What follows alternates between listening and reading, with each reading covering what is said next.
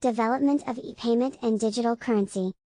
From the aspect of the development of e-payment method, digital currency is not physically printed by the central bank. For now, digital currency is considered with its own rules of the game.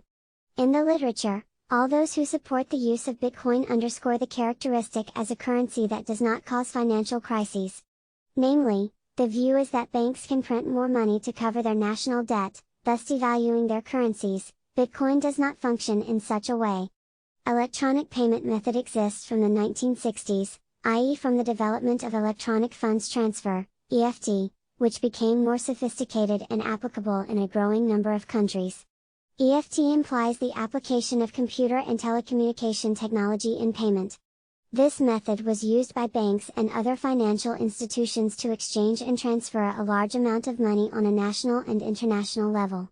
The basis for the operation of EFT is that the money moves through a network as a substitute for cash or checks to execute a transaction.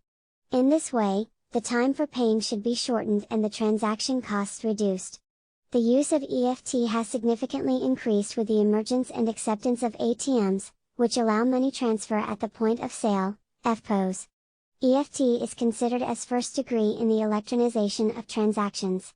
In the early 1980s, thanks to the development of network technology, the costs of telecommunications and data processing were reduced, and electronic payments became more useful with the appearance of credit and debit cards, which for several years, after their appearance, became the most popular electronic small transaction tool. Also, the development of encryption has played a major role in successful card payments. This innovation is considered as a second degree in the electronization of transactions. The growth and acceptance of card payments had negative consequences for the traditional way of payment. Many countries have made a move from the use of paper instruments, such as cash and checks, to the use of electronic instruments. For the first time in many countries, the number of checks payments has been reduced. Namely, checks as a very popular payment instrument lose the market role, thereby reducing their use.